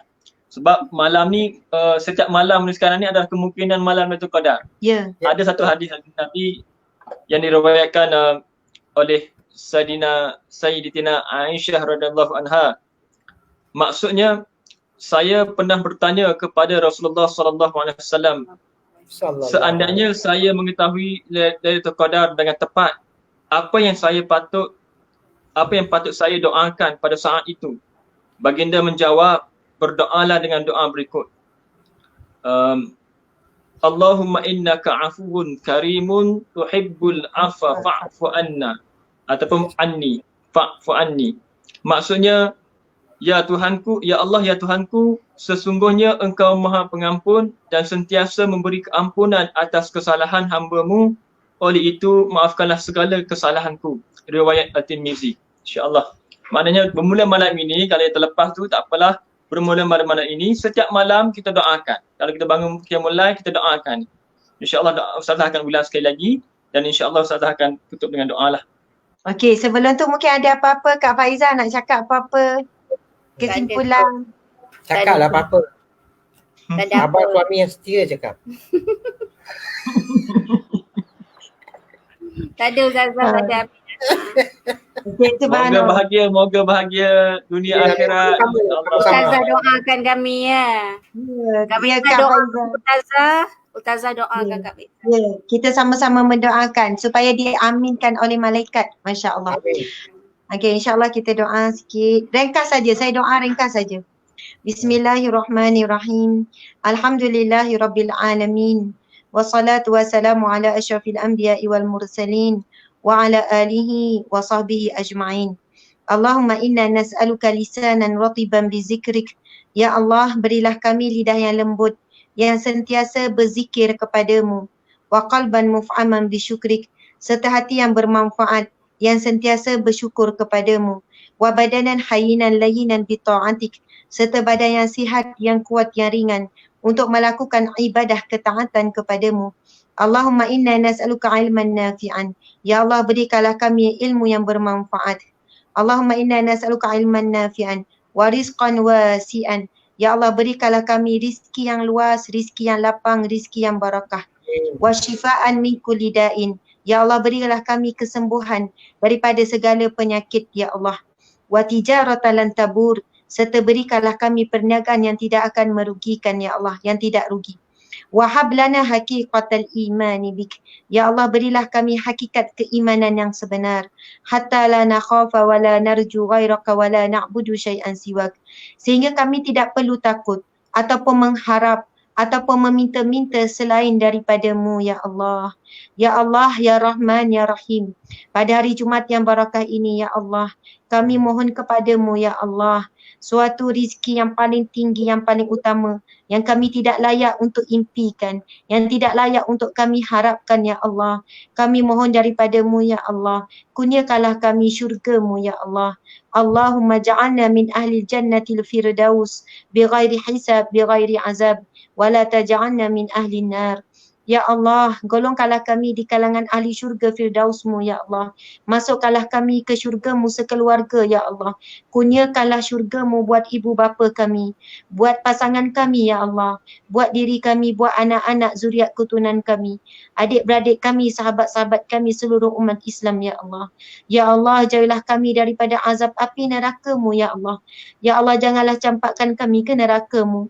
Janganlah engkau campakkan ibu bapa kami, anak-anak kami, adik-beradik kami, sahabat-sahabat kami ke neraka-Mu, ya Allah. Ya Allah, pilihlah kami di bulan Ramadan yang barakah ini di kalangan hamba-hamba-Mu yang dicatat sebagai ahli syurga, ya Allah. Ya Allah, padamkanlah nama-nama kami, ya Allah, daripada nama-nama ahli neraka-Mu, ya Allah. Ya Allah, ya Rahman, ya Rahim, ya Fatah, ya Alim, ya Jami'. Ya Allah, ya Jami' yang maha mengumpulkan, ya Allah, sebagaimana Engkau kumpulkan kami pada petang yang barakah ini di sebuah majlis ilmu alam maya ini ya Allah. Kau satukan dan pertemukanlah kami kembali di syurga-Mu ya Allah. Ya Allah, ya Rahman, ya Rahim, kami rindukan Nabi kami Nabi Muhammad sallallahu alaihi wasallam. Ya Allah, kami rindukan Nabi kami ya Allah. Kami ingin sekali bertemu ya Allah dengan Nabi kami ya Allah. Izinkanlah pertemuan yang indah itu di syurga-Mu ya Allah. Izinkanlah kedua mata kami melihat wajah indahnya wajah Rasulullah sallallahu alaihi wasallam. Ya Allah, izinkanlah kedua telinga kami ya Allah untuk mendengar indahnya suara Nabi sallallahu alaihi wasallam ya Allah. Ya Allah, izinkanlah pertemuan yang indah itu di syurga-Mu ya Allah. Dan ketika itu benar-benar Nabi kami Nabi Muhammad sallallahu alaihi wasallam benar-benar berada di hadapan kami ya Allah, dan kami berada di satu majlis bersama dengan Nabi yang kami rindui, Nabi Muhammad sallallahu alaihi wasallam. Radina billahi rabba wa bil islami dina wa bi Muhammadin nabiyyan wa rasula. Ya Allah, kami redha bahawasanya Engkaulah Tuhan kami. Kami redha bahawasanya Engkaulah pentadbir kami ya Allah. Maka bantu kami untuk redha dengan setiap ketetapan-Mu. Bantu kami untuk redha dengan ujian-Mu. Bantu kami untuk redha dengan apa yang Engkau telah ambil daripada kami ya Allah. Ya Allah, kami redha bahawasanya Nabi Muhammad sallallahu alaihi wasallam Nabi kami dan Rasul kami ya Allah. Maka bantulah kami untuk menghidupkan sunnah Nabi sallallahu alaihi wasallam, menyambung perjuangan Rasulullah sallallahu alaihi wasallam. Ya Allah, kami redha bahawasanya Islam adalah agama dan cara hidup kami ya Allah. Maka bantulah kami ya Allah untuk hidup cara Islam, makan cara Islam, berehat cara Islam, berhibur cara Islam, dan bantulah kami berpakai dengan pakaian Islam dan hidup dan mati kami dengan Islam ya Allah. Ya Allah, berikanlah kami kurniaan husnul khatimah. Ya Allah, saat kami mati ya Allah, saat kami akan meninggalkan dunia ini ya Allah, saat kami kembali kepadamu ya Allah. Allahumma takhtim alaina bi husnil khatimah wa la takhtim lana bi su'il khatimah. Ya Allah, berikanlah kami ya Allah dengan kesudahan hidup ini dengan kematian yang baik ya Allah. Ambillah nyawa kami ketika kami sedang sujud dalam salat, ketika kami di majlis ilmu, ketika kami sedang berzikir, sedang bersedekah ya Allah, ketika kami sedang melakukan ketaatan kepadamu ya Allah. Janganlah Engkau ambil nyawa kami ketika kami sedang bermaksiat ya Allah, ketika kami sedang lalai dengan dunia ini ya Allah. Ya Allah, berikanlah kami kematian husnul khatimah. Begitu juga dengan ibu bapa kami, sahabat-sahabat, adik-beradik kami dan semuanya ya Allah. Allahumma innaka afuwun karim tuhibbul afwa fa'fu anna. Allahumma innaka afuwun karim tuhibbul afwa fa'fu anna. Allahumma innaka afuwun karim tuhibbul afwa fa'fu anna. Ya Allah, sesungguhnya Engkaulah yang Maha Pemaaf dan Engkau amat mencintai kemaafan ya Allah. Maka maafkanlah kami ya Allah. Maafkanlah kami ya Allah. Maafkanlah kami. Ampunilah dosa-dosa kami, dosa besar dan dosa kecil kami, dosa sengaja dan tidak sengaja ya Allah, dosa yang kami ingat dan yang kami lupa ya Allah. Ampunilah segala jenis-jenis dosa ya Allah, dan bantu kami untuk tidak mengulangi dosa-dosa itu kembali ya Allah. Allahumma ighfir lana dzunubana wa liwalidayna warhamhuma kama rabbayana shighara wa li ashabil huquqi alayya wa li jami'il muslimina wal muslimat wal mu'minina wal mu'minat al ahya'i minhumul amwat. Ya Allah, ampunilah dosa-dosa kami, dosa ibu bapa kami ya Allah, dosa-dosa adik-beradik kami, sahabat-sahabat kami, dosa anak-anak kami ya Allah, dosa pasangan kami ya Allah, serta dosa seluruh umat Islam ya Allah, sama ada yang hidup ataupun yang telah mati ya Allah. Ampunilah ya Allah kami di bulan Ramadan ini ya Allah. Ya Allah, temukanlah kami ya Allah dengan malam Lailatul Qadarmu ya Allah. Temukanlah kami ya Allah dengan malam Lailatul Qadarmu ya Allah. Berilah kami nikmat pertemuan ya Allah, bermunajat ya Allah, mengumpul sebanyaknya pengampunan dan rahmat-Mu di malam Lailatul Qadar ya Allah. Ya Allah, ya Rahman, ya Rahim, ya Fattah, ya Alim, ya Nur, ya Hadi, ya Haq, yang memberi cahaya hidayah kebenaran. Tetap teguhkanlah kami di dalam hidayah-Mu ya Allah, sehingga akhir kalimah kami di dunia ini ya Allah dengan kalimah La ilaha illallah Muhammadur Rasulullah. Rabbana atina fid dunya hasanah wa fil akhirati hasanah wa qina azabannar wa qina azabal qabri wa qina azabal mahsyar. Ya Allah, jadikanlah kehidupan kami di dunia ini baik dalam rahmat redha-Mu ya Allah, dan kehidupan kami di akhirat kelak juga baik dalam pengampunan-Mu, selamat daripada api neraka serta dikurniakan syurga-Mu ya Allah. Dan jauhlah kami daripada azab kubur, azab pada mahsyar dan juga azab api neraka-Mu ya Allah. Wa sallallahu ala sayyidina Muhammad wa ala alihi wa sahbihi wa sallam. Walhamdulillahi rabbil alamin. Amin ya rabbal alamin. Taqabbalallahu minkum. Alhamdulillah, terima kasih Ustazah. Yuk bagi ruang untuk kami kita sembang-sembang. Moga apa yang kita buat ni jadi amal jariah kita. Bukan kita nak berbangga-bangga dengan apa ke tak, tapi dia jadi amal jariah kita. Sebelum saya tutup, saya nak pesan untuk diri saya, anak-anak semua, macam anak juga anak anda semua. Kita ni sebenarnya kena cari malam Lailatul Qadar tu. Bukan buka pintu tunggu bila pokok tu nak sujud. So tak menjadi macam tu. Kan? So wallahu alam, kita tutup majlis ilmu kita. Minta maaf banyak-banyak tu kalau apa yang kurang. Minta maaf banyak-banyak. Cukup, Minta cukup. maaf. 100% cukup. Kami yang kena maaf, minta maaf banyak. Okey. Terbaik. Kita tutup majlis ilmu kita dengan tasbih kafarah dan surat Al-As. Subhanakallahumma wa bihamdika asyhadu an la ilaha illa anta astaghfiruka wa atubu ilaik. Bismillahirrahmanirrahim. Al-'asri innal insana lafi khusr illa allazina amanu wa amilus solihati wa tawasaw bil haqqi wa tawasaw bis sabr. Assalamualaikum warahmatullahi wabarakatuh. Waalaikumsalam warahmatullahi wabarakatuh.